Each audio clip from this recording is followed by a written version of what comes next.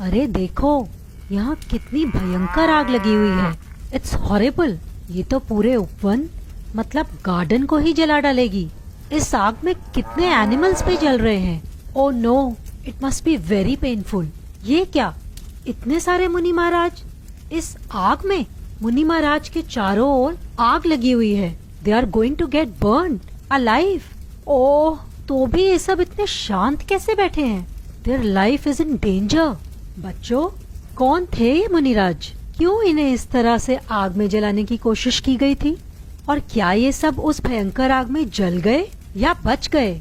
Would you like to know? तो ध्यान से सुनो मुनि विष्णु कुमार की कहानी। This story is related to Rakshabandhan festival. बहुत पुरानी बात है। एक दिन विहार करते हुए अकंपनाचार्य मुनिराज अपने 700 शिष्यों मुनिराज के साथ उज्जैन नगरी में पहुँचे। अकंपनाचार्य को कुछ अनफॉर्चुनेट होने का आभास हुआ तो उन्होंने अपने सभी 700 शिष्यों को मौन रहने के लिए कहा। मौन हो जाना मतलब कुछ नहीं बोलना, साइलेंट रहना। सभी मुनियों ने वैसा ही किया। थोड़ी ही देर में उज्जैन सिटी के किंग श्री वर्मा अपने 4 मिनिस्टर्स, जिनके नाम थे बलि, बृहस्पति, प्रहलाद और नमूची, उनके साथ आचार्य और सभी मुनिश्री के दर्शन को आए। सभी महाराज मौन साधना में लीन थे तो उन्होंने किसी को धर्मोपदेश भी नहीं दिया। इन चारों मंत्रियों की धर्म में बिल्कुल भी आस्था नहीं थी, इसलिए मुनिराज को साइलेंट देखकर दे स्टार्टेड मेकिंग फन। वो बोले कि शायद इनको कोई नॉलेज ही नहीं है, इसीलिए मेडिटेशन की एक्टिंग कर रहे हैं। थोड़ी देर रुककर राजा और सभी मंत्री वहां से चले गए। ऑन द वे श्रुतसागर जी महाराज आहार करके नगर की ओर आ रहे थे। मंत्रीगण उनका भी मजाक बनाने लगे।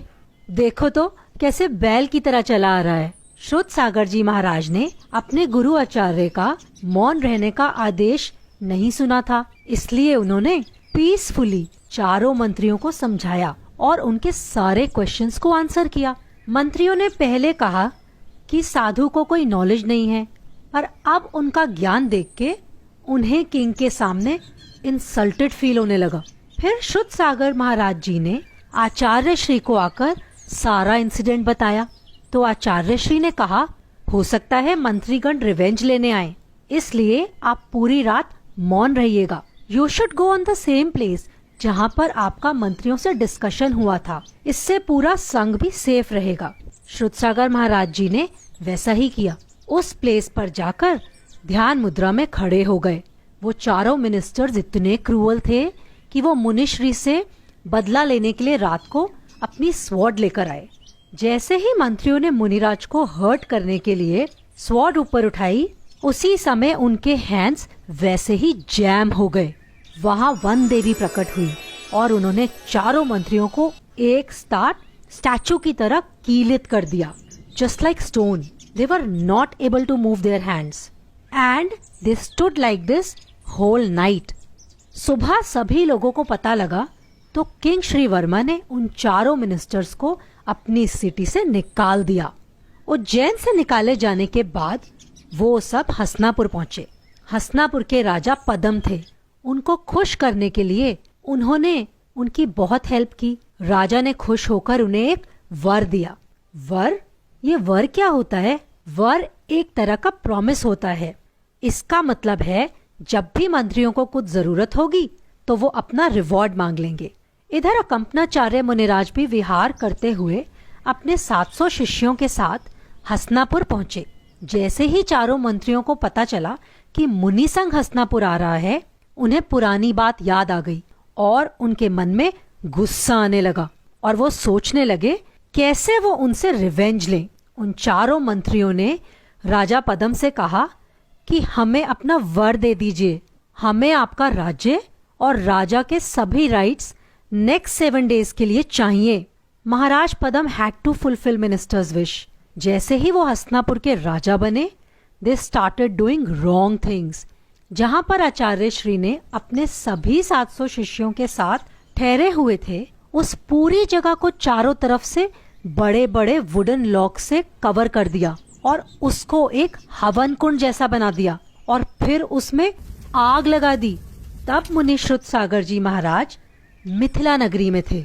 उन्हें एस्ट्रोलॉजी की अच्छी नॉलेज थी। जब ये सब हो रहा था तो सडनली उन्होंने आसमान में एक स्टार श्रवण नक्षत्र को कांपता हुआ स्पेशल वे में चमकते हुए देखा और उनके मुंह से हा शब्द निकला। ये शब्द उनके शिष्य क्षुल्लक पुष्पदंत जी ने सुना और उन्होंने उसका रीजन पूछा। उन्होंने अपने ज्ञान से जाना कि कंपनाचार्य आदि 700 मुनियों पर पापी बलि द्वारा ट्रबल किया जा रहा है। तो क्षुल्लक जी के क्यूरियोसिटी से पूछा कि इसका उपाय क्या हो सकता है। श्रुतसागर जी महाराज ने बताया कि उनके शिष्य विष्णु कुमार मुनि उन्हें विक्रिया रिद्धि है और उससे वे इसका समाधान कर सकते हैं। पता है बच्चों, विक्रिया रिद्धि क्या होती है? ये स्पेशल पावर होती है।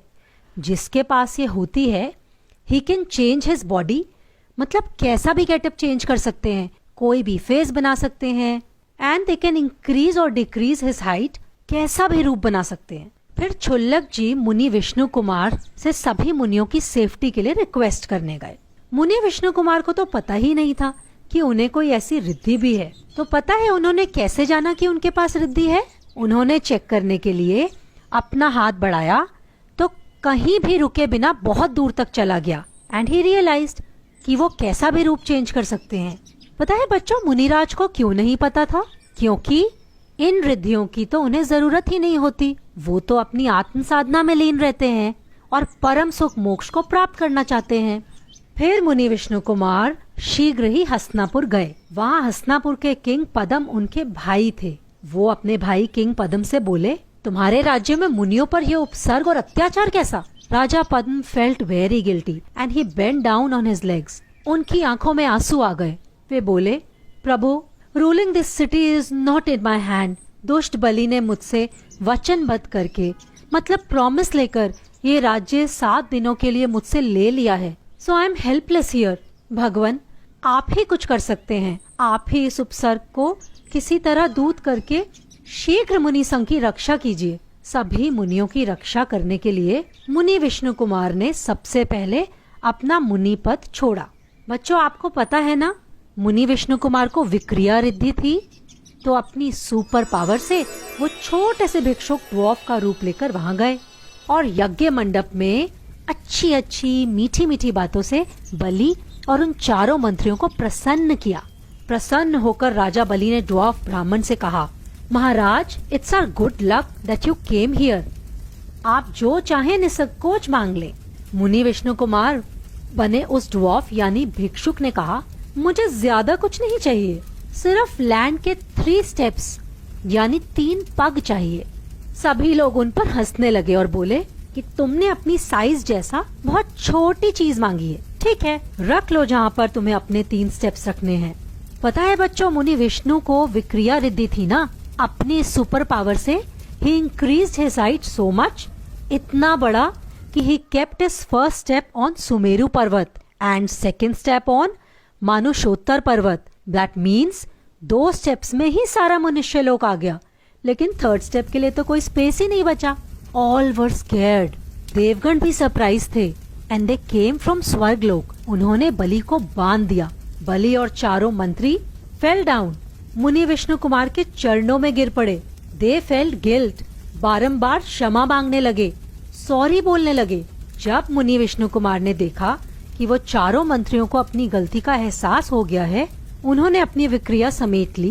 दैट मीन्स वो फिर से अपने ओरिजिनल फॉर्म में आ गए और अकंपनाचार्य आदि 700 मुनियों का उपसर्ग समाप्त हो गया और चारों ओर शांति छा गई। मुनि विष्णु कुमार ने आगम अनुकूल मुनि पद छोड़ने का प्रायश्चित लिया और फिर उन्होंने घोर तपस्या की और उनको फाइनली मोक्ष हो गया। वो चारों मंत्री भी सच्ची धर्म को ग्रहण कर उसी के उपासक बन गए। पता है वो कौन सा दिन था? हाँ, ये दिन था श्रावण मास का पूर्णिमा का दिन। इसी दिन मुनियों की रक्षा हुई थी। इस दिन को याद रखने के लिए लोगों ने हाथ में रक्षा सूत्र के थ्रेड्स बांधे। तभी से ये दिन रक्षा बंधन के नाम से मनाया जाने लगा। जय जिनेंद्र।